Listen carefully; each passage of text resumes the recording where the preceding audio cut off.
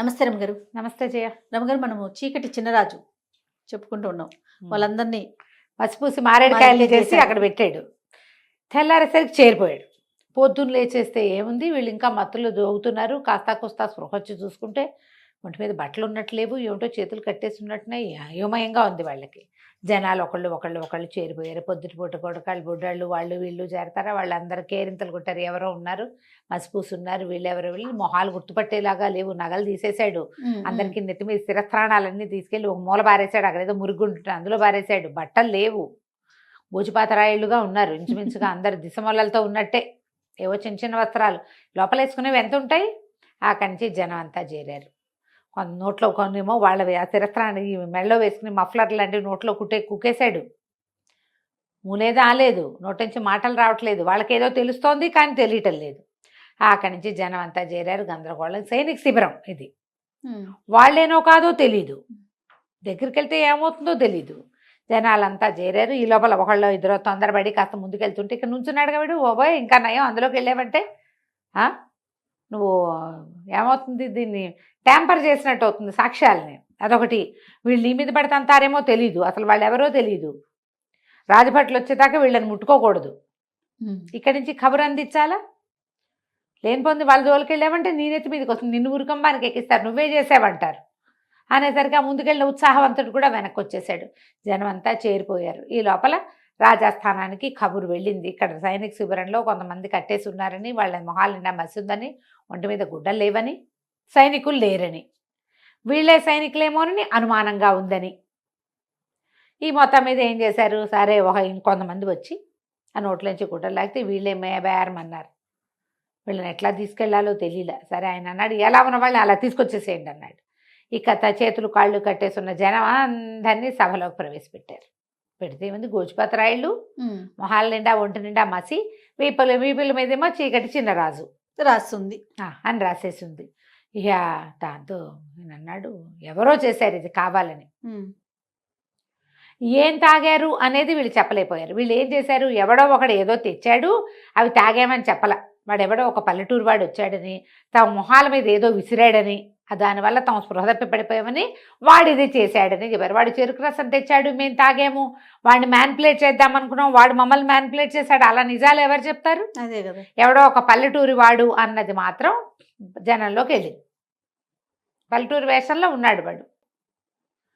అక్కడి నుంచి ఈయన అన్నాడు, సరే కాపలా పెంచండి, పల్లెటూరు వేషాల్లో పై ఊళ్ళ నుంచి వచ్చిన వాడు ఎవరైనా ఉన్నారేమో కనుక్కోండి, ఏ సత్రాల్లో మనుషులు ఎవరు దిగారో చూడండి అన్నారు. ఆ ఆజ్ఞలు వెళ్ళిపోయినాయి బయటికి. వీళ్ళనేమో నిలబెట్టారు. కాళ్ళు చేతులన్నీ కట్లన్నీ ఊడదీసేసరికి వీళ్ళని ఏం చేద్దామండి అంటే, వీళ్ళెందుకు బెతవలు, వాడు ఎవడికో దొరికిపోయారు, చంపేయండి వీళ్ళని అన్నాడు. అనేసరికి ఆశ్చర్యపోయారు అధికారులంతా. ఏమిటి, ఒక 15 మంది మత్తుకి లొంగి దొరికిపోతే వాళ్ళని చంపేస్తారా? మహా అయితే సస్పెండ్ చేస్తారు, అంతేనా? అసలు జరిగింది ఏమిటి అనేది చెప్పవలసింది వాళ్ళు. వాళ్ళు చెప్పింది నువ్వు నమ్మేవో నమ్మలేదో.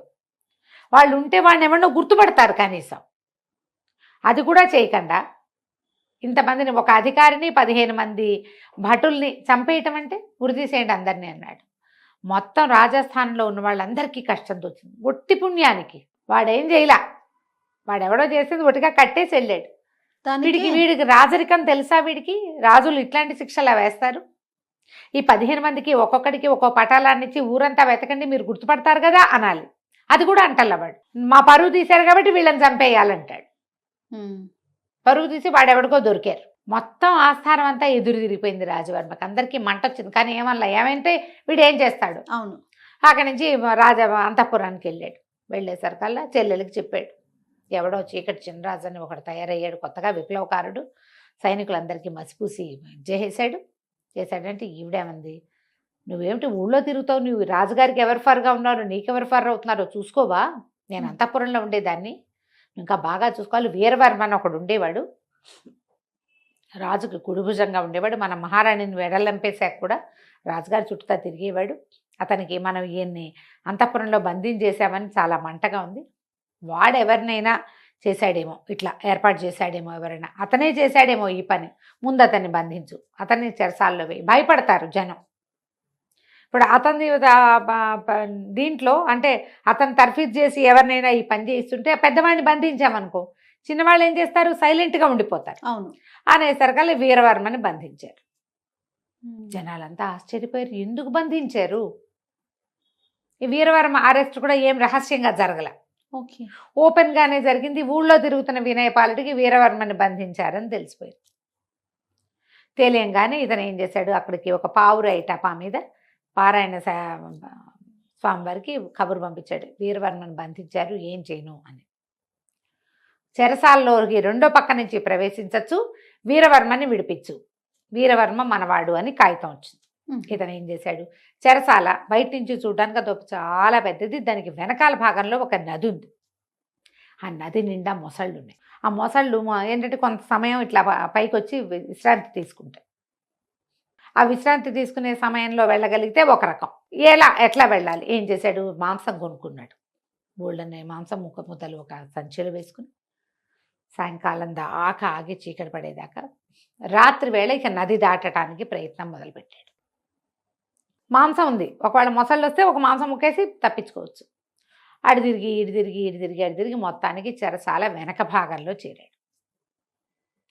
వెనక భాగంలో చేరితే అక్కడ ఏం చేశాడు, తన దగ్గర ఒక చిన్న సాధనం ఉంది. రాత్రి ఇదంతా ఈదుకుని వెళ్ళేసరికి అలసిపోయాడు. బాగా రాత్రి అయ్యేసరికి పడుకుని నిద్రపోయాడు. అక్కడి నుంచి ఏం చేశాడు, అర్ధరాత్రికి 1 గంట 2 గంటలకు మెలకు వచ్చాక చిన్న ఇంత ఇనప సాధనం తెచ్చాడు. ఈ నది నీటికి వెనకాల భాగాలు నానిపోయి ఉంటాయి, కదలకపోతే ఏమీ కదలవు, కానీ దెబ్బ కొడితే కదులుతాయి. ఓకే. ఏం చేశాడు, అంత కొట్టి పెద్దదే దాంట్లోకి ప్రవేశించాడు. ఇతను ఎక్కడున్నాడో తెలియదు. వెళ్ళి చూస్తే ఎవరి దారిని వాళ్ళు నిద్రపోతున్నారు. దానికి చెరసాల మీద అతను కనుక్కున్నది ఏంటంటే, లోపల నుంచి బయటకు వచ్చే మార్గాలు లేవు కాబట్టి లోపల పెద్ద కాపలా ఉండదు, అక్కడోడు ఉంటారు. లోపల నుంచి బయటికి రావడానికి ఒకే ఒక పెద్ద దారి ఉంది, పెద్ద దారిలో 100 మంది ఉంటారు. రెండో దారి ఈ నది. నదిలోకి ఎవడెళ్తాడు, చాలా ఎత్తు, దాని నిండా నీళ్లు, దాని నిండా మొసళ్ళు, కాబట్టి ఎవడు ఆ వైపు ప్రయత్నం చేయడు. ఎట్లా తప్పించుకోవాలి అనేదంతా చూసి ఏం చేస్తాడు, లోపలికి వెళ్ళిన తర్వాత ఒక ఖైదీ ఎవరో ఒక అతను ఇట్లా బయట చట్టాలాగా ఉంటే అక్కడ పడుకుని ఉంటాడు. ఆ పక్కన చేరాడు. అన్న వీరవర్మని బంధించారంటగా, ఏం చేస్తారంటే, ఏముంది చేస్తారా, పట్టుతాడేసి ఊరేస్తారు రేపొద్దున అంతే. మరి ఊరేసి ఎటానా మరి ఒకళ్ళని ఊరేసుకుంటుంటే, అంతేరా, అయితే పారిపోవడానికి దారి ఉందా అన్నా అంటాడు. ఎందుకు లేదురా దారి, బ్రహ్మాండంగా ఉంది, బయటకు వెళ్తే చంపేస్తారు, దాని బదులు లోపల చచ్చిపోవడం బెటరు అనేసరికల్లా, కాదన్నా పొద్దున్న రాళ్ళు కొడుతుంటే ఒకటి చెప్పాడు నాకు, నది వైపు నుంచి పారిపోవచ్చంటన్నా, దానికి ఒక దారి ఉందంట అన్నాడు. అనగానే వాడు అన్నాడు, ఆ రెండో ఖైదీ, ఒరే పారిపోయే వీలుంటే మనం పోదాం రా, వీరవర్మ ఎందుకురా మనకు అన్నాడు. అటకాదు, వీరవర్మని తీసుకెళ్తే వీరవర్మ కోసం వెతుకుంటారు, వీరవర్మ పెద్దవాడు, మనం చిన్నవాళ్ళం కదా, మన ఎవరు పట్టుకుంటారు, ముందు వీరవర్మ ఎక్కడున్నాడో చెప్పు అని అడిగాడు. ఎందుకు చెప్పను, నాకు తెలుసు, నేను పొద్దునే చూసా, పద వెళ్దామని ఆ వీరవర్మ దగ్గరికి తీసుకుపోయాడు. ఆ లోపల ఉన్న ఎవరు 2 సెంట్రీలు ఉన్నారు అంతే, వాళ్ళని చూసి ఓ పక్క నుంచి చెరుకో దెబ్బ కొట్టి వాళ్ళని లాగేశాడు. ఆ వీరవర్మ ఉన్న దాని దగ్గరికి వెళ్ళారు. దానికి ఏం పెద్ద తాళం లేదు, పాడు లేదు, ఇట్లా తోసి పెట్టారు. అతను ఒక 50 ఏళ్ల వాడు. అక్కడికి వెళ్ళి, నేను తప్పించడానికి వచ్చాము అనేసరికల్లా, మీరెవరు, నేను ఎందుకు బయటకు తీసుకెళ్ళి నన్ను చంపేస్తారన్నాడు. చంపేమో, మేము పారిపోవటానికే వచ్చామని చెప్పి తీసుకొస్తారు బయటికి. తీసుకొచ్చి ముగ్గురు కలిసి ఆ దారి గుండా వెళ్ళిపోతారు బయటికి. అప్పుడు వీరవర్మని అడుగుతాడు, నదిలో మొసళ్ళు ఉన్నాయన్నారు, నాకు ఒక్క మొసలు కూడా కనపడలేదు, వీటికి ఈ నదికి ఇంకో దారి ఉందా? ఆయన పక్కపక్క నవ్వే, లేదు, నదిలో అసలు ఒక్క మొసలు కూడా లేదు, సైనికులే ఒకళ్ళిద్దరిని చంపేసి మొసళ్ళు లాక్కుపోయినాయని ఊర్లో ప్రథ పుట్టించారు. మొసళ్ళు లేవని తెలిస్తే ఎవడో ఒకడు ప్రాణాలకు తెగించి వచ్చేస్తాడు, మొసళ్ళు ఉన్నాయంటే రారు కదా, భయపడతారుగా. అందుకని మేమేరు చేసిన ఏర్పాటే, రాజుగారు చేసిన ఏర్పాటే ఇది, మొసళ్ళు ఏమీ లేవంటే ఈదుకుంటూ ముగ్గురు బయటికి వెళ్ళిపోయారు. తెల్లవారుజాముకి వీళ్ళు దాటేటప్పుడు, కంతలోంచి దాటేటప్పుడు ఏం చేశారు, వాళ్ళు మొదట పెట్టిన కంత ఎంత, మన చీకటి చిన్నరాజు రావడానికి వినయపాలుడు వచ్చే కంత, ముగ్గురు వెళ్ళటం కోసం చుట్టూతా అంచులన్నీ పగలగొట్టారు. తెల్లవారుజామునే ఒకడెవడో బాత్రూమ్కి వెళ్ళటం కోసం లేచి, అప్పుడు కొంచెం వెన్నెల బాగా ఉంది, వెలుగు, ఎండాకాలపు దగ్గర రోజులు, తొందరగా వెలుతురు వచ్చేసి ఆ కంత కనపడింది వాడికి. కనపడ్డం ఏమిటి సెంట్రీల కోసం చూస్తే లోపల ఉన్న సెంట్రీలు చాలా తక్కువ మంది ఉన్నారు సైనికులు. వీడు ఒకళ్ళు అందరినీ లేపొచ్చేసి అరే ఇటు నుంచి పారిపోవచ్చురా, నదిలో పడిపోతే పోతాం, పోని మొసళ్ళు ఉన్నాయి, ఒకళ్ళనో ఇద్దరినో లాక్కుపోతాయి, మిగిలిన వాళ్ళంతా బతికేస్తాం కదా అని చెప్పేసి మొత్తం లోపల ఉన్న ఖైదీలు అందరూ బయటకు వచ్చేసారు. వీరవర్మే బయటకు వచ్చిన సంగతి తెలీదు, ఖైదీలందరూ పోయారు కదా, అంతా బయటకు వచ్చేసారు. వీళ్ళు ఇదంతా ఈదుకుంటూ అడవి దారి పట్టారు. అతనికి ఈ కుర్రాన్ని చూసినప్పటి నుంచే అనుమానంగా ఉంది, వీడిని ఎక్కడో చూసినట్టుంది పిల్లని అని. అక్కడికి తీసుకెళ్ళాడు, అడవికి తీసుకెళ్తే అడవి మొదటి విభాగంలోనే పారాయణ స్వామివారు చిన్న కుటీరం నిర్మించుకుని మణిమాలాదేవితో సహా అక్కడే ఉన్నాడు. అందులోకి వెళ్ళేసరికల్లా ఆయన చూసి దండం పెట్టాడు, ఈ కుర్రాడు నన్ను రక్షించాడండి అంటే, కుర్రాడు కాదు నిన్ను రక్షించింది, నిన్ను రక్షించిన కారణం ఇంకొకటి ఉందని అమ్మాయి అని పిలవగానే ఆవిడ లోపల నుంచి వచ్చింది. ఆవిడ చూసేసరికల్లా నిర్ఘాంతపోయాడు, అమ్మ బతికే ఉన్నారా తల్లి, సంతానం కలిగిందా మీకు, ఎట్లా ఉన్నారు ఇంతకాలం అని అడిగితే, నాకు కలిగిన సంతానమే నిన్ను తీసుకొచ్చిందిరా నాయన అని చెప్పి, ఇగో పిల్లవాడు ఈయనే యువరాజు అని చెప్పేసి చాలా సంతోషించాడు. రాజుని బంధించారు. అయితే మనం రాజుని బయటికి తేడా, నేను బతికే ఉన్నాడు, ఆయన చావల, మరణించలేదు, జీవించే ఉన్నాడు. అంతఃపురంలో ఒక ప్రత్యేకమైన ఇది ఉంది, చెరసాల లాంటిది, అందులో ఉన్నాడు. నేను ప్రజల్ని పట్టుకోగలుగుతాను, ప్రజలంతా కూడా రాజే కావాలని కోరుకుంటున్నారు, రాజవర్మ పద్ధతులు మంచివి కాదు, మన సొంత సైనికులకి మనం శిక్షలు వేయకూడదు, ఎప్పుడు శిక్ష ఇంగానే మన మీద వ్యతిరేకత వచ్చేస్తుంది. అతను అట్లాంటివి ఎన్ని చేశాడు, మొత్తం రాజ్యాన్ని చేజెక్కించుకున్నాడు. మనం ముందు రాజుని గనక తప్పిస్తే అప్పుడు ఏ పనైనా చేయొచ్చు. రాజుని తప్పించటం ఎలా, రాజుని తప్పించాలంటే సులువైన మార్గం ఏంటంటే మంత్రి కులశేఖరుణ్ణి పట్టుకోవడం. కులశేఖరుడి మీద కూడా కొంత తేడా వస్తుంది, ఇంకా కొద్ది రోజుల్లో కులశేఖరుని కూడా తప్పిస్తారు. రాజ్యం ఆనుపాను తెలియటం కోసం వీళ్ళని ఉంచాడు. అదంతా మొత్తం రాచరిక పట్టంతా వచ్చిందంటే కులశేఖరుని కూడా తప్పించేస్తారు. కానీ ఈ అంతఃపురంలో ఏ ఏ ప్రాంతాలకి ఎలా వెళ్ళాలి అనేది, ఎట్నుంచి బయటికి రావాలనేది కులశేఖరుడికి తెలుసు అని, నువ్వు కులశేఖరుడి దగ్గరికి వెళ్ళు అని చెప్పి వీరవర్మ వీళ్ళతో పాటు అడవిలో ఉండిపోయాడు. రకరకాల ఉత్తరాలు రాసిచ్చాడు. ఒక్కొక్కళ్ళకి ఉత్తరాలు అందిస్తే వాళ్ళంతా సిద్ధపడతారు రాజవర్మ మీద మనం తిరగబడ్డం కోసం. నేను కొంతమందిని మేనేజ్ చేస్తాను, నువ్వేమో కులశేఖరుని కలుసుకోమన్నారు అనేసరికి ఈ లోపల ఏమైంది, అక్కడ ఎప్పుడైతే ఈ జైలు ఇదైపోయిందో ఈ విషయం ఎట్లా బయటకు వచ్చింది, రెండో పక్క నుంచి వెళ్ళొచ్చని ఎవడో బయట నుంచి కొట్టాడు. అది లోపల నుంచి చేయబడిన హోల్ కాదు. ఇప్పుడు ఒక గోడ పగలగొట్టినప్పుడు అది ఎటు నుంచి మొదట పగిలింది అనేది తెలుస్తుందిగా ఇంజనీర్లకి. బాగా పరీక్ష చేసి బయట నుంచే ఎవడో వచ్చాడు. ఈ ఎవరు బయటవాడు అని బాగా ఆలోచించి వీరవర్మని అరెస్ట్ చేశాం కాబట్టి రాజుగారికి నమ్మిన బంటు పాత మంత్రి ఏమైనా ఈ ఏర్పాటు చేశాడేమోనని మంత్రి గారిని బర్తరఫ్ చేశారు, ఉద్యోగం నుంచి తీసేశారు. ఆయన ఇంటికి వెళ్ళిపోయాడు. ఈ మన వినయపాలుడు వాళ్ళ ఇంటికి వెళ్ళాడు, మంత్రి గారి ఇంటికి వెళ్ళి మీ పరిస్థితి ఏంటి అని కనుక్కున్నాడు. కనుక్కుంటే ఆయన అన్నాడు, నువ్వు ఏం పని మీద వచ్చావు, నీకు అసలు ఏం కావాలంటే, రాజు జీవించి ఉన్నాడా లేదా, రాజవర్మ వల్ల ఇలాంటి చాలా ఇబ్బందులు వస్తున్నాయి, నా పేరు చీకటి చినరాజు అని చెప్పాడు. ఈయన ఆశ్చర్యపోయాడు, నువ్వెవరి పనుకొని వచ్చావు, నేను చూస్తే మొహం చూసినట్టుంది కానీ గుర్తు రావటల్లా, ఆవిడెప్పుడు 20 ఏళ్ళు అయిపోయింది, ఆవిడ వెళ్ళిపోయి, వీళ్ళకి ఏం గుర్తుంటుంది, ఏదో చూసిన మొహంలాగా ఉంటుంది.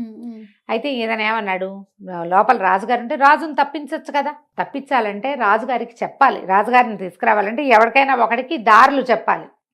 దారులు కనుక ఒకసారి తెలిస్తే రాజుని తేవడంతో ఊరుకుంటాడా, వాడు ఎవడైనా ఊరుకోడు, వాడు ఇంకో ప్రయత్నం చేస్తాడు. అంటే ఏ ప్రయత్నము చేయను, నేను ఎలా వెళ్ళాలి ఎలా తీసుకురావాలో చెప్పండి, మీరు దారి చెప్తే దారి ప్రకారం నేను వెళ్తా. నేను బాగా ఆలోచించి ఇంకో దారి లేదు, రాజును బయటికి తెచ్చేందుకు మార్గం లేదు, ఆయనకు సొంతంగా సంతానం లేదు, ఈ కుర్రాడు నేను రాజు కొడుకునని చెప్పలా, ఒక ఏమంటారు విప్లవకారుడనే చెప్తున్నాడు, వీరవర్మని నేను తప్పించాను, వీరవర్మ అనుయాయినని చెప్పాడు. నీ దగ్గరికి వీరవర్మే పంపించాడు, వీరవర్మ తప్పించుకున్నాడు, ఇదంతా తెలిసింది కథే కదా. అందుకని ఈయనేం చెప్పాడంటే, దీనికి ఒక మార్గం ఉంది, ఈ అంతఃపురంలోకి రోజు విడిచి రోజు నీళ్లు వదిలిపెడతారు నదిలో ఇంచి, అక్కడ ఒక పెద్ద ఇనప గేట్ ఉంటుంది, 10-15 మంది సైనికులు కాపలా ఉంటారు. ఆ గేట్లో నుంచి పిట్టను కూడా లోపలికి పోనివ్వరు, గేట్లు ఎత్తుతారు, ఇనప గేట్లు. ఇప్పుడు మన ఈ ఆనకట్టలకి ఎత్తుతారుగా రిజర్వాయర్లకి, ఆ ఇనప గేట్ ఎత్తినప్పుడు లోపలికి నీళ్లు వెళ్ళిపోతాయి, లోపల ఒక కొలను, తర్వాత వంట ఇంటి అవసరాలకి మొత్తం కావాల్సిన నీరంతా లోపలికి వెళ్ళి అవి నిండిపోగానే దారి మూసేస్తారు.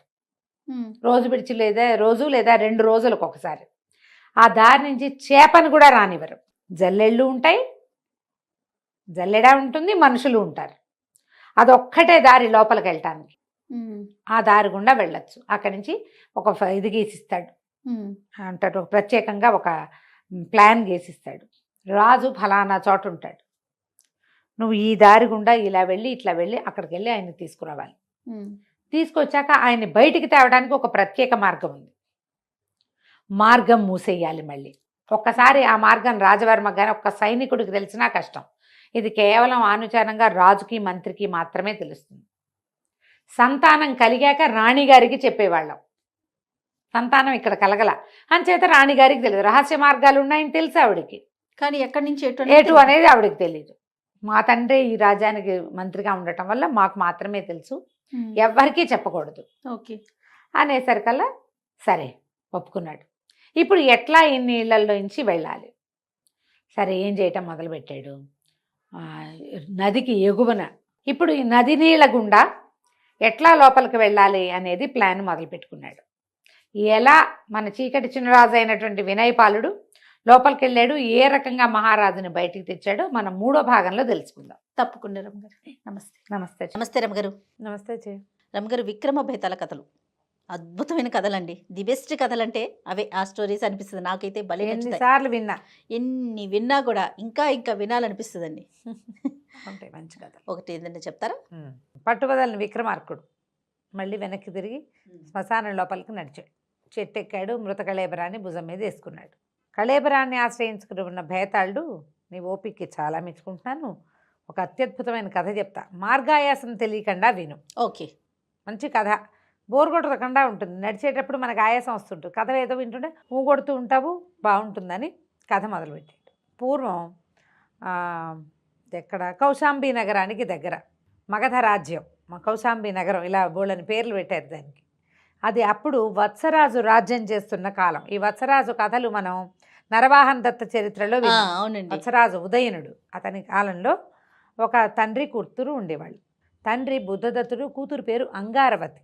అయితే వాళ్ళకు ఒక చిన్న తోట దొడ్డి ఉన్నాయి, ఓ ఇల్లు. ఏదో ఆయనకి పొలం నుంచి వచ్చి కొంత డబ్బు ఉంది. తల్లి చిన్నతనంలోనే చనిపోయింది. ఆ అంగారవతికి తన ఇల్లు తప్పిస్తే ఇంకో లోకం తెలియదు. ఆ తండ్రి కూడా ఆ చెట్ల మధ్య తిరుగుతూ అట్లా చిన్నగా కాలక్షేపం చేసేవాడు. ఏదో మొక్కలకు పాదులు దొక్కటం, వాటికి నీళ్లు పోసుకోవడం, వంట చేసుకోవటం, ఏదో కృష్ణారామ అనుకోవటం, అలాగే ఉండేవాళ్ళు.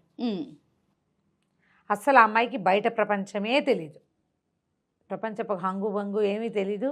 ఆ తోటలో వచ్చి పండిన కూరలే వండుకుంటూ ఆ పొలంలో వచ్చిన కాస్త ధాన్యంతో కాలక్షేపం చేస్తూ తండ్రి పిల్ల అలా ఉండేవాళ్ళు. కొంతకాలానికి పిల్ల పెద్దదైంది, వివాహ యోగ్యమైన వయసు వచ్చింది. కానీ బుద్ధదత్తుడికి బయట ప్రపంచపు పొలకువలు తెలుసు, పిల్లకి తెలీదు. ఈ పిల్లకి నేను ఎట్లా పెళ్లి చేయగలను, ఎవరొచ్చి పెళ్లి చేసుకుంటారు, ఏమీ లోకం తెలియని పిల్ల, మన దగ్గర ఏమీ లేదు, ఈ ఇల్లు ఈ వాకిలే తప్పిస్తే ఇంకేం లేదు, పిల్లల పెళ్ళిళ్ళు వీటితో అవ్వవు కదా. అవునవును. అలా చింతిస్తూ ఉండేవాడు. అప్పుడైతే ఏమైందంట, మన ఈయన వత్సరాజు ఆ ప్రాంతానికి వేటకొచ్చాడు. ఆయనకి సహాయం చేయటానికి చాలామంది దండనాయకులు వాళ్ళు చాలామంది వచ్చారు. ఆ దండనాయకుల్లో ఒక అతను ఈ అంగారవతిని చూశాడు. చూసి ఈయనకు వచ్చి అడిగాడు ఈ బుద్ధదత్తుడిని, మీ అమ్మాయి నాకు నచ్చింది, మీ పిల్లని నేను పెళ్లి చేసుకుంటాను, ఇలా దండనాయకుడుగా ఉన్నాను అంటే చాలా సంతోషించాడు ఆయన. ఇంత పెద్ద సంబంధం, దండనాయకుడు వత్సరాజు దగ్గర దండనాయకుడు అంటే వాడు ఆస్తి స్వాస్తి ఉన్నవాడు, నాగరికుడు. అతనంతట అతను పిల్ల అందచందాలు, అమ్మాయి ప్రశాంతంగా ఉన్న వదనం చూసి ఒప్పుకున్నాడు. చాలా సంతోషించాడు. 4 రోజులు తమ ఇంట్లోనే అట్టు పెట్టుకుని ఆతిథ్యం ఇచ్చారు. వారం తర్వాత అతను వెళ్ళిపోతూ, నేను ఇంటికి వెళ్ళాక మా బంధుమిత్రులందరికీ చెప్పి ముహూర్తం నిశ్చయం చేసుకుని వస్తాను, మీ పిల్ల నాది అని చెప్పాడు. ఈ అంగారవతికి వివాహం చేసుకోవాలి అని తండ్రి చెప్పాడు కాబట్టి వివాహం చేసుకుందాం అనుకుంటోంది. ఇతని మీద ఏం ప్రత్యేకంగా ప్రేమ ఆపేక్ష కలగలేదు. తండ్రి చెప్పే వీళ్ళ ధనవంతత్వం ఏమిటో ఆ అమ్మాయికి తెలియదు అసలు. సరే ఊరుకున్నారు, సరే అనుకున్నారు. వాళ్ళు పెళ్లి సంబంధం కుదుర్చుకున్నాడు, అన్నీ నేనే పెట్టుకు పెళ్లి చేసుకుంటానన్నాడు. ఇక్కడే పెళ్లి చేయండి, తోటలోనే సామాన్లు సంబారాలన్నీ నేనే తెస్తానని అతను చెప్పినప్పుడు ఇంకా అడ్డమేముంది, అంతేగా. బాగానే ఉంది. అది ఒక పల్లెటూరు, వీళ్ళ ఇల్లు ఒక పెడగా ఉండేది, మిగిలిన ప్రపంచంతో వీళ్ళకి సంబంధం లేదు. కొంతకాలం గడిచింది, అతను రాలా. ఈ చండసేనుడు రాకపోయేసరికల్లా ఆయన ఎంతసేపు బాధపడుతూ ఉండేవాడు, రాలేదు రాలేదని. కానీ వస్తారు తప్పకుండా. ఈ అమ్మాయి అతని మీద ముందే మనసు లేదు, తర్వాత మనసు లేదు, రాకపోతే పోనీ అనుకుంది. ఆయన మాత్రం వాళ్ళు చాలా గొప్ప కుటుంబంలో పుట్టినవాడు అబ్బాయి, వీరుడు. వీరుడు కాకపోతే వత్సరాజు ఎందుకు పెట్టుకుంటాడు? పెట్టుకోడు కదా. కాబట్టి ఇట్లా అని వస్తారు వస్తారు అంటే సంవత్సరం గడిచిపోయింది. ఇంతలో వత్సరాజు రాజ్యంలో పరిస్థితులు మారిపోయినాయి. యోగంధరాయణుడు తన చాణక్య ప్రజ్ఞతోటి వత్సరాజుకి వాసవదత్తతోటి వివాహం చేయించాడు. ఈ కథ వినే వాళ్ళకి వత్సరాజు వాసవదత్త కథ కావాలంటే నరవాహన దత్త చరిత్ర వింటే తెలుస్తుంది. చాణక్య ప్రజ్ఞతోటే చాలా తెలివిగా వత్సరాజు వాసవదత్త పెళ్లి చేసుకునేలాగా చేశాడు. వివాహం అయిపోయిన తర్వాత ఆయన ఏమనుకున్నాడంటే అతని చేత ఒక జైత్రయాత్ర చేయించాలనుకున్నాడు. ఆ జైత్రయాత్రలో భాగంగా చాలామంది యువకుల్ని సైనికులుగా తీసుకున్నారు. మరి ఊళ్ళో ఉన్న కుర్రాళ్ళని, తయారుగా ఉన్న కుర్రాళ్ళందరినీ ఇంకొంచెం తయారు చేసి కదా యుద్ధాలకు తీసుకెళ్ళేది.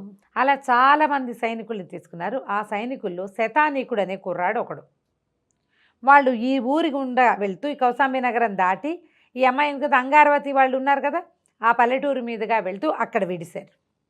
చాలా రోజులు ఉన్నారు అక్కడ. ఆ దారి వెంట వస్తూ వాకిట్లో నిలబడి ఉన్న అంగారవతిని చూసి ప్రేమలో పడ్డాడు. ఇతను చాలా అందమైన వాడు. చండసేనుడి మీద మనసు పడలేదు, కానీ అంగారవతి శతానీకుడి మీద మనసు పడింది. రోజు ఆ దారిలో అతను వచ్చేవాడు. ఆ సమయానికి అమ్మాయి బయట నుంచునే సమయానికి వచ్చే సైన్యాల్ని వాటిని చూస్తూ నుంచునేది పిల్ల. ఇంకేం ప్రపంచం తెలియదు కదా. ఈ అబ్బాయి కూడా ఆ వైపు సాయంకాలాలు రోజు బీట్ వేయటం అనమాట, తిరుగుతూ ఉండేవాడు. క్రమంగా ఒకళ్ళతో ఒకళ్ళు మాట్లాడుకోవటం మొదలుపెట్టారు. మనసు ఇచ్చి పుచ్చుకున్నారు ఇద్దరు. అతను ఏం చెప్పాడంటే, నాకు ఎవరు లేరు, ఒక తల్లి ఉంది, మా అమ్మ చాలా కష్టపడి పెంచింది. మరి వత్సరాజు సైన్యంలో చేరి మా అమ్మని శుశ్రూష చేసుకుంటూ మా అమ్మని చూసుకుంటున్నాను. ఇప్పుడు సైన్యంలోకి తీసుకొచ్చేయటం వల్ల మా అమ్మ ఒక్కతే అయిపోయింది అని చెప్పేవాడు. మా అమ్మని ఏమవుతానో, ఇక్కడ నేను యుద్ధంలో ఏమవుతానో, మా అమ్మని ఎట్లా చూసుకుంటానో అని. క్రమంగా ఒకళ్ళ మీద ఒకళ్ళకి బాగా మనసు పెరిగింది. తండ్రి మాత్రం అతను చండసేనుడు వస్తాడని నమ్ముతున్నాడు, కానీ ఈ అమ్మాయి ఇక అతను రాడు అని నిశ్చయం చేసుకుంది. సంవత్సరం దాటిపోయింది, కబురు కాకరకాయ ఏమీ లేదు. సరే ఏమైంది, ఈ శతానీకుడు ఒకరోజు పరిగెత్తుకుంటూ వచ్చి, అంగారవతి, నేను సైన్యంలో పని మానేస్తున్నాను, నాకు ఈ సైనిక శిక్షణ పదవి వద్దు. ఇక్కడ వాళ్ళు విడిసింది ఏంటంటే శిక్షణా కార్యక్రమం నడుస్తోంది. ఇక్కడ వీళ్ళందరికీ యుద్ధానికి శిక్షణ అవుతోంది. పద్మ వ్యూహాలు అవి ఇవి ఉంటాయి కదా, వాటిలలో నిలబడ్డం అవంతా ప్రాక్టీస్ కావాలి కదా. నేను వెళ్ళిపోతున్నాను ఈ రాత్రికి, నువ్వు కూడా నాతో బట్టలు సర్దుకుని వచ్చేసి. నీ తండ్రి ఒప్పుకోడు, ఎందుకంటే అతను చండసేనుడి కోసం చూస్తున్నాడు కాబట్టి. బట్టలు సర్దుకో, ఫలానా ఒక వటవృక్షం ఉంది కదా, ఆ వటవృక్షం దగ్గరే దారి రెండుగా చీలుతుంది. ఒక దారి సైనిక శిక్షణా శిబిరానికి వెళ్తుంది, రెండవ దారి అంగారవతి వాళ్ళ ఇంటికి వస్తుంది. అక్కడ బరి చెట్టు దగ్గర త్వరలో దాక్కో, నేను కూడా నా సామాన్లు తీసుకుని వచ్చేస్తాను. వీళ్ళకి చెప్పను, చెప్తే ఒప్పుకోరు, పారిపోదామని చెప్పాడు. వెనక్కి వెళ్ళిపోదాము, నేను ఎక్కడున్నానో తెలుసుకునే లోపల మా అమ్మ, నువ్వు మన ముగ్గురం కలిసి వేరే దేశాల్లోకి వెళ్ళిపోదాం, సరిహద్దులు దాటేసేద్దాం, మా అమ్మ నిన్ను పువ్వుల్లో పెట్టుకు చూసుకుంటుంది అని చెప్పాడు. చెప్పేసరికి ఒప్పుకుంది.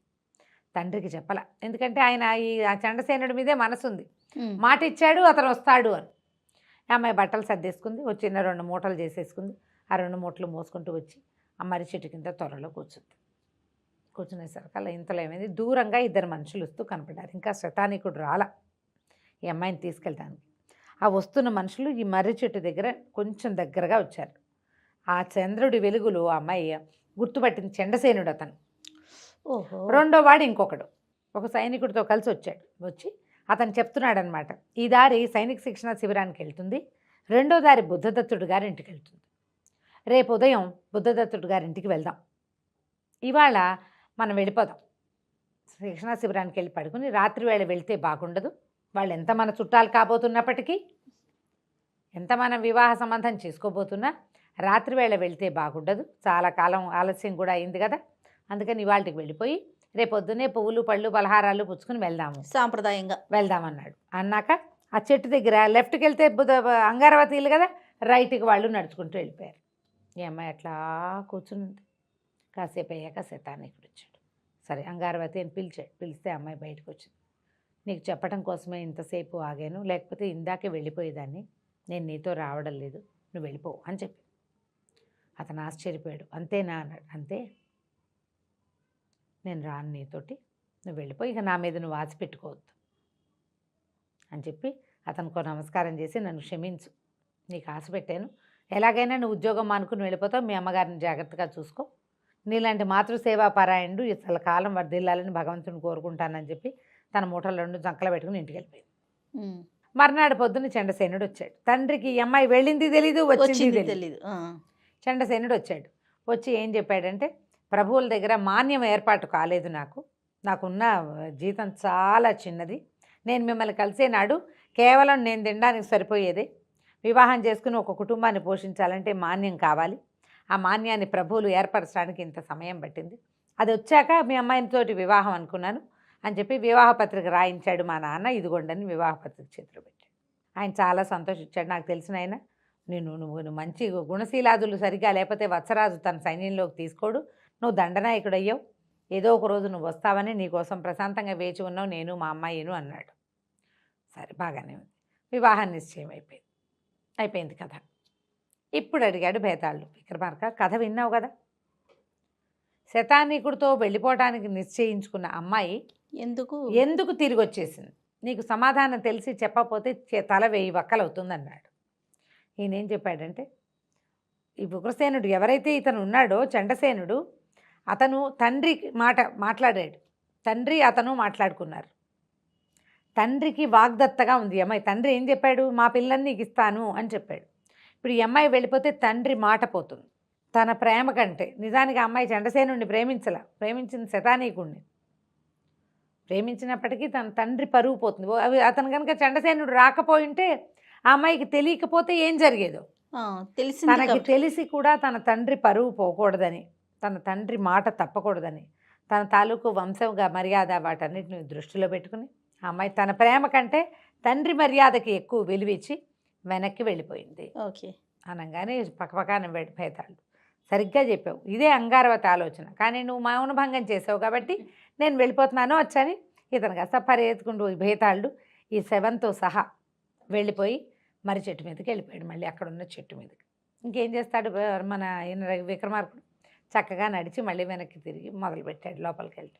కథ కంచికి మనం ఇంటికి. సూపర్, చక్కని నీతున్న కథ కదండి. కదా, రైట్ రమ్మగారు.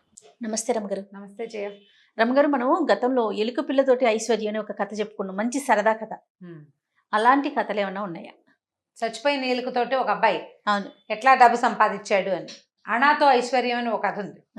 ఓహో, అలాంటిదే కదా.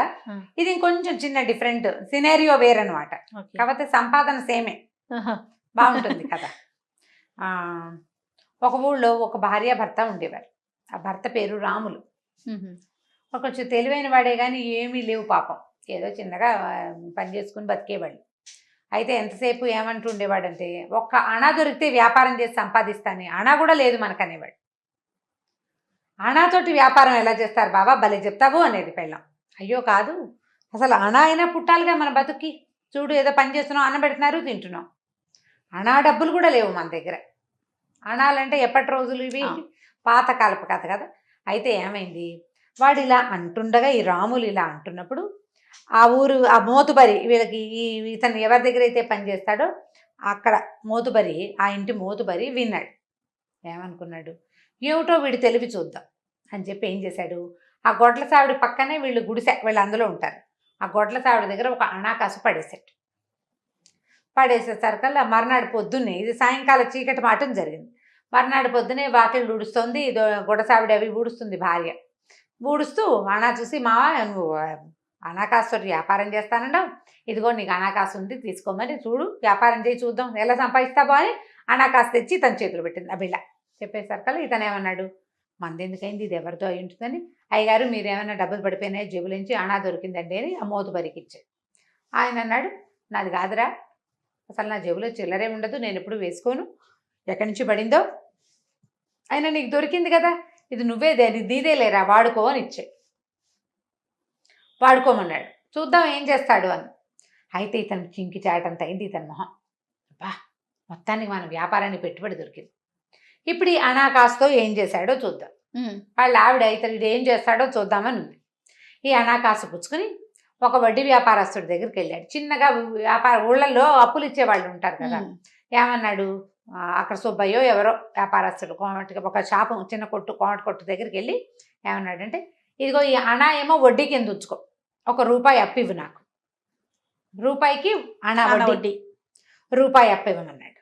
అనేసరికల్లా సరే వడ్డీ వచ్చేసింది కదా, వడ్డీ వ్యాపారస్తులకి వడ్డీయే ఇంపార్టెంట్, అసలు కంటే వడ్డీ ముద్దు.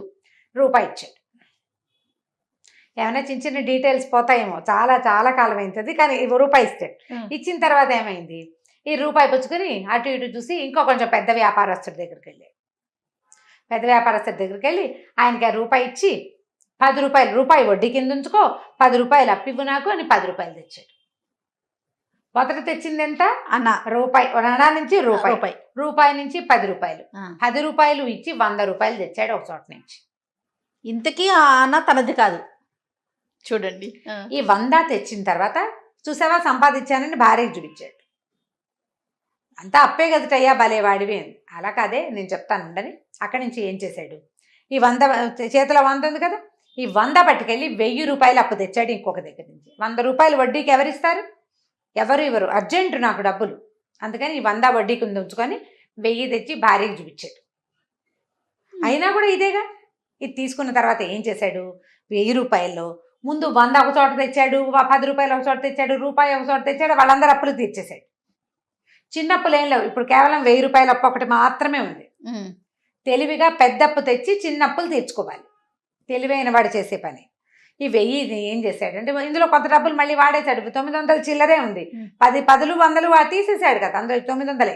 అక్కడి నుంచి ఈ డబ్బులు పుచ్చుకుని వెళ్ళి పక్క ఊళ్ళో ధాన్యం వ్యాపారస్తుడు ఒకటి దగ్గరికి వెళ్ళాడు. ఇంకా కోత మీదే ఉంది. ఉండేసరికల్లా వెళ్ళి ఏమన్నాడు, మొత్తం అంతా నేనే కొంటా, కావాలంటే భయానా ఇదిగో 900 డబ్బులు, రేపు ఇవ్వబోయే డబ్బుకి ముందు భయానా ఎవడిస్తాడు, నువ్వు ఏ వ్యాపారస్తుడికి అమ్మకూడదు, మొత్తం ఇప్పుడు కళ్ళం మీదే నేను కొనేసుకుంటున్నా, నువ్వు ఎంతంటే అంత రేటు, వాళ్ళందరికీ ఎంతకు అమ్ముతావో అంతే, నీకెవరు భయానా ఇవ్వరు, నేను నీకు ఇస్తున్నాను భయానా డబ్బులు ముందే ఇచ్చేసాడు. ఇచ్చేసేసరికల్లా ఈ కళ్ళాల మీద ఉన్న రైతులు ఎవ్వరూ ధాన్యం వ్యాపారస్తులకు అమ్మల. వాళ్ళంతా ఈ కోతలు అవ్వగానే జనం అంతా వచ్చేసారు కొనుక్కోవడానికి. వ్యాపారస్తులు కళ్ళాల మీదే కదా కొంటారు, కోతలప్పుడు కొనరు, కళ్ళాల మీదకి వచ్చాక కొంటారు. కోతకి కళ్ళానికి గ్యాప్ ఉంటుంది. వీళ్ళు కోస్తారా, ధాన్యం కోసి ఇదంతా కుప్పేస్తారు, ఒక చోట వేస్తారు, కట్టేతంటారు, తర్వాత నూర్పిళ్ళు, ఆ తర్వాత కళ్ళాల మీదకి చేరతాయి. ఈ వ్యవహారం గ్యాప్లో వీడు డబ్బిచ్చేసాడు. ఎప్పుడైతే ఇది నూర్పిళ్ళు అయిపోయి జనాలు కొనడానికి కళ్ళాల మీదకి వచ్చారో, మేము ఎవరికి అమ్మలేము, ఆల్రెడీ అమ్మేశాము, వాడు భయానా కూడా ఇచ్చేసాడు, రేపో మాపో వచ్చి మరి డబ్బులు ఇస్తాడు పట్టుకెళ్ళిపోతాడు అన్నారు. ఎవరు కొన్నారంటే ఫలానా మోతుబరి గారి దొడ్లో పనిచేసే రాములు. జనాలంతా వీడి కోసం వేటాడడం మొదలుపెట్టారు, వెతికి పట్టుకున్నారు. వీడేదో గొడ్ల దగ్గర పావు చేసుకుని పాలు తీసుకుంటాడు.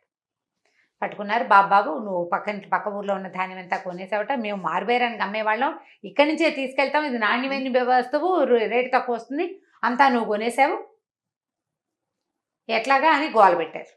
గోల పెట్టేసరికల్లా అతను ఏమన్నాడు, నాకేం అభ్యంతరం లేదు, నేను మొత్తం కావాలనుకున్నా, కావాలంటే మీ బేరం మీద ఒక ₹1000 ఎక్స్ట్రా ఇచ్చి తీసుకెళ్ళండి, అసలు వస్తువు మీద అసలు మామూలుగా మీరు ఎంత కొంటారో దాని మీద ఒక 1000 ఎక్స్ట్రా ఇచ్చి పట్టుకెళ్ళిపోయింది, మొత్తం పట్టుకెళ్ళిపోయింది ఒకేసారి, నాకు అక్కర్లా, నేను ఇంకో చోట ఏర్పరచుకుంటాను అన్నాడు. అనుకునేసరికల్లా ఆశ్చర్యపోయారు జనం అంతా. సరే వాడు ఇచ్చేస్తానంటున్నాడు, ఇప్పుడు ఒక్క మనిషి 1000 ఎక్స్ట్రా ఇవ్వాలంటే ఎక్కువ, 10 మంది మీద ఏమి ఎక్కువ, వాళ్ళకి పడేది ఏముంది, 10 బస్తాలు కొనేవాడికి ₹1000కి ఇంకో 100, 1100 అయితే పెద్ద ఇబ్బంది లేదు, 2000 అయితే బరువు. సరే వాళ్ళంతా ధాన్యం కొనేసుకున్నారు. ఇతనికి తను ఆల్రెడీ పెట్టిన డబ్బులు కాకుండా ఒక 1000 ఎక్స్ట్రా వచ్చేసింది. పాతప్పులు తీరిపోయినాయి. ₹1000 900 ఒకళ్ళ దగ్గర నుంచి ₹1000 తెచ్చారు కదా, ఆ 1000 తీరిపోగా ₹1000 మిగిలింది. ఇక మోతుబరి ఇంటి పక్కన ఖాళీ స్థలం ఎప్పుడో వీడికి ఇచ్చారు ఇల్లు కట్టుకోవటానికి, సొంతంగా ఇల్లు కట్టేసుకున్నాడు ఆ డబ్బులతోటి. వాడి ఇల్లు వాడిదే. మోతుబరికి ఇదంతా తెలిసింది, ఆయన గమనిస్తూనే ఉన్నాడు. ఊరి వీడి తెలివి, ఆనా కాస్తోటి ఇంత వ్యాపారం చేశాడు, ₹1 వాడిది కాదు అందులో, ఎంత తెలివిగా ఉన్నాడని. సరే ఆయన ఏమన్నాడు, ఒరే 4 ఎకరాల పొలం ఇస్తాను, కౌలుకు చేసుకో, పాలేరుతనం చెయ్యొద్దు, నువ్వు ఇల్లు వాకిలి ఉన్నాయి, నువ్వెవరి దగ్గర ఉండక్కర్లా, 2 గొడ్లు కొనుక్కో, మీ ఆవిడ గొడ్లను చూస్తుంది, నువ్వు ఇది చేసుకో వ్యవసాయం చేసుకో. అనేసరికల్లా దానికి ఒప్పుకొని 4 ఏళ్ళు తిరిగేసరికి 10 ఎకరాల పొలానికి ఆసామి అయిపోయాడు. తెలివి కలిగిన వాడు ఏం చేస్తాడు, వ్యాపారానికి పెట్టుబడి తన తెలివే కానీ డబ్బులు కాదు. డబ్బు మదుపు పెట్టేవాళ్ళు తెలివి తక్కువ వాళ్ళు. తెలివైన వాడు తన డబ్బు పెట్టకుండా, అయితే ఏంటంటే సమయం కలిసి రావాలి వాడికి. ఆ, ఇట్లా ప్లాన్ చేసేవాళ్ళు మన దగ్గర కూడా ఉన్నారు, ఇప్పుడు చూస్తాం మనం. సజావైన తెలివి. ఆ, అంతే కదా రమ్మగారు. అంతే. ఇది చెప్పుకోవాలి మనం ప్రధానంగా. ఇప్పుడు ఏంటంటే మోసపుచ్చే రకంది లేదు అది. ఇందులో. ఆ, ప్లాన్డ్ గా చేసాడు. ఇప్పుడు మన దగ్గర ఉన్నారు కాకపోతే కాలం కలిసి రావటం అనేది ఒక చిన్న ఫ్యాక్టర్ ఉంటుంది ప్రతి వాళ్ళకి. అవునండి. కాలం కలిసి వస్తే సరిపోతుంది. కలిసి వస్తుందా రాదా అనేది ఇక్కడెక్కడో ఉంటుంది గీత ఒకటి రాసి. చదువుకోలేం కదా మనం, మన ఫేట్ని ఫాలో అవ్వాలి. కాకపోతే రూపాయి పెట్టుబడి పెట్టకుండా 10 రూపాయలు సంపాదించడం ఎట్లా అనేది ఆలోచించి చేయాలి. చూడండి, అనాతో నాతో లక్షాధికారి అయిపోయాడు. అది చాలా బాగుంది రమ్మగారు. రైట్ అండి, ఇంకొక స్టోరీతో కలుద్దాం. నమస్తే అండి. నమస్తే చేయ. ఈ వీడియో కనుక మీకు నచ్చినట్లయితే లైక్ చేయండి, షేర్ చేయండి. మరిన్ని వీడియోస్ కోసం మా ఛానల్ని సబ్స్క్రైబ్ చేసుకోండి.